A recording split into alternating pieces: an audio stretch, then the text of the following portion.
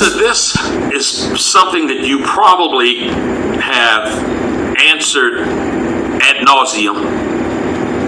It is something, I'm going to go back to Mark Potok one more time, in terms of the criticism of the language, of your language, and one of the justifications for the nation being on the hate list. And that is that supposedly you called Judaism a gutter religion, and that you said that Hitler was a great man.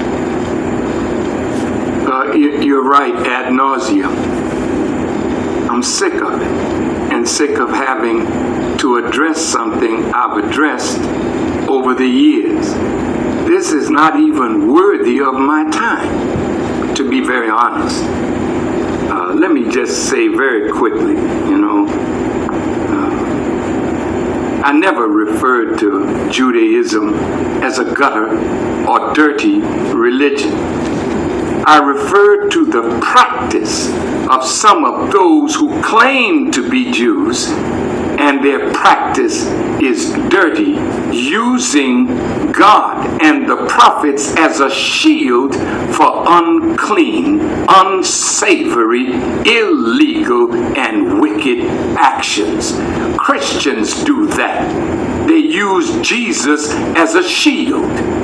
Muslims do that. They use Muhammad and the Quran as a shield to carry on illegal, wicked things in the name of God and their prophets. That's the way I approached it. I did say Hitler was a great man. I did. But wickedly great. See, when they say what I say, always notice how they position my words. Wickedly, this is not my language, by the way, but I did study it. Wickedly is an adverb, and great is an adjective.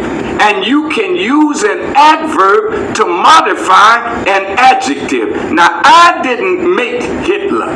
You all made him. There's no time in the 40 years since Hitler has been dead that we made a movie on Hitler, that we talked about Hitler. Y'all talk about him. And you all make him come through time with what the Nazis did.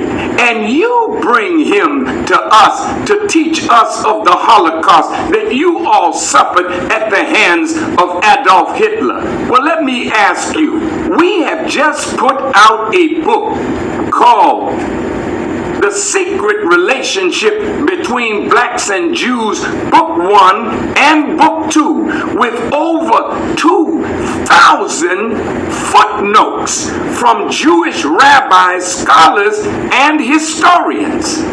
Now, come on and get the book and tell us if anything we said in the book is false. We need to have the debate that I was referring to earlier, because this book was referred to by Mr. Potok as filled with inaccuracies, filled with untruths. See, that's a liar. I'm calling you that, Potok. You are of your father. He was a liar from the beginning. We want to sit down, see, and expose you for the liar that you are, or the demon. Let's come on out and let's have the showdown, because it's time now that black people should go free from your control. You want them to you want to use me as a litmus test before any black man can rise. Let me tell you, there was a young violinist, a great young girl. She's 16 years of age. She was everything that I ever hoped to be. She was studying at the University of Indiana. And she had a tremendous Jewish teacher as her teacher. She and her mother knew nothing about me. But that man, according to the mother, told her, the mother, that if this child ever has anything to do with Louis Farrakhan, she will never get another lesson. Now that's hate. I've never done any act of hatred toward you all. How did that even come up? How do you mean? I mean, you said it was a black girl? Yeah. And her mother, and they were being taught by... Well, they came to me, and she played for me. Oh, I see. And I gave her a $5,000 scholarship. And I didn't ask for it, but the mother told me that the teacher told them. She didn't even know who I was, but the teacher made me know. Let me tell you something. You're all so frightened of Farrakhan, not because I'm a murderer, but see, this thing, this truth that's in my mouth is what scares the hell out of you. But it's not my fault. If you were not doing wickedness, the truth couldn't find you. So let's have this thing, man. Let's stop talking about it. And I bet you, if you can arrange it, we'll throw down. But I'll tell you, they ain't going to show up because darkness can't show up with light. It's the end of the argument. I think that I would respond to that by saying that my mother was 46 years old when I was born. And the doctor told her, no way you could be pregnant. And she said, yes, I am. So I know you talked about your circumstances of birth. I have circumstances of birth of my own that I wasn't supposed to happen. I was a very big mistake. And since the time that I can remember, I've been told by one and all, well, you can't really do that. Whatever the journey might have been, whatever my aspirations and dreams may have been, that is just not going to happen. And you know what? It didn't stop me from trying, and not everything did happen. But in terms of trying to use what resources I have, I certainly will make a very honest and earnest attempt to arrange the dialogue that you're talking about. If I'm a betting man from Las Vegas, do I put high odds on it? No, but my life has been sort of lived against the odds, and I certainly will make that effort. I fervently believe that it could be something that would be valuable for our country and valuable for the world. My dear brother, it will be a great learning experience for you in your effort to do this. No, I'm serious. I don't play with this. I tried this dialogue 30 years ago. And I was invited, listen to this, on the Ted Koppel show to have a showdown with the man for the ADL. Foxman. No, it wasn't Foxman, it was his predecessor. But anyway, Nathan Perlmutter, thank you. And I said to them, I said, no, I would not want us to come on television to have a dialogue. I would rather us have the dialogue, and if the dialogue is successful, then we go before the television and say we resolve the problem. Now that's an intelligent approach, but 30 years have gone on now. So it can't be done in no back room. It's got to be done in the public where all the damage has been done to me and the Nation of Islam and what we represent. There will not be any back room dialogue. It will be either in the public for the whole world to see. Otherwise, it was not going to be fruitful for us. We got to end this once and for all. And I'm willing to pay with my life if you can find me lying. Minister Farrakhan, we have approximately 4 minutes left in this show. We could go on and on. What I'd like to ask you is two things to wrap up here. I'd like to know that when that time comes, ashes to ashes, dust to dust.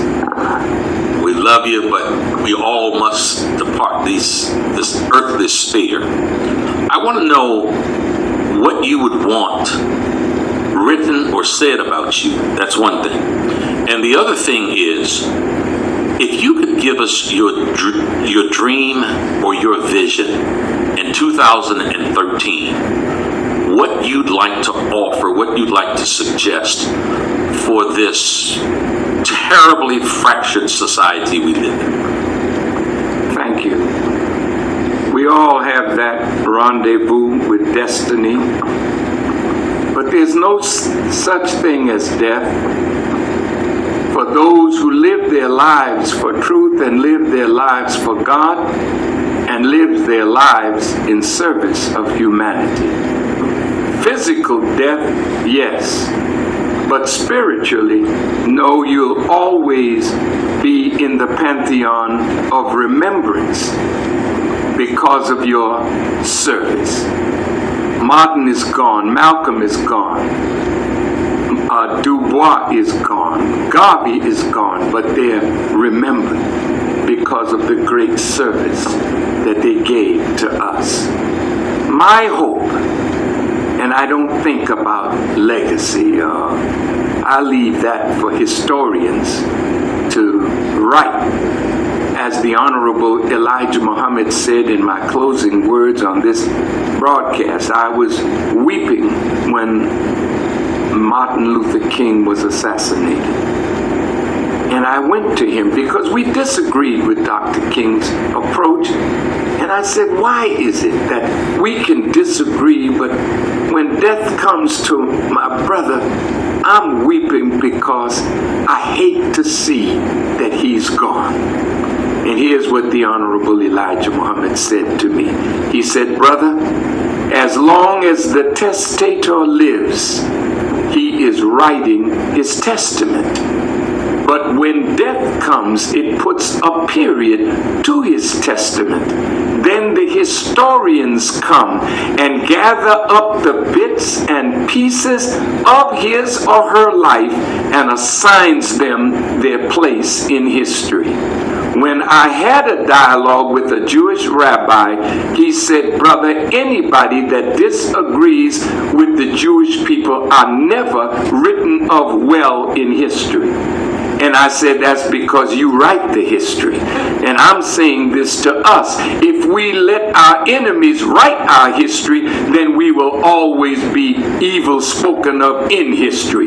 We have to document the history of our own great ones and not wait until 50 years after they're dead when their ideas that gave life to movement have been destroyed. May God bless you, Rock Newman. May God bless this radio station. May God bless those of you who listen today. And if Rock Newman can get this kind of, I wouldn't even call it a dialogue, because dialogues now, are peaceful things. See, but this is showdown at the OK Corral. This is high noon. This ain't about dialogue. It's about who's right, who's wrong, and what are the consequences when you come out wrong. Assalamu alaikum. I asked my listening audience today, in studio, on radio, and at rocknewmanshow.com around the world, to listen with an open ear, an open mind, and an open heart. I certainly hope that you did that. I'll close with saying that part of the reason that I read the eulogy of Malcolm X is because so many of us, long after Malcolm was gone, paid tribute to the positive impact that he had on the world in which he existed.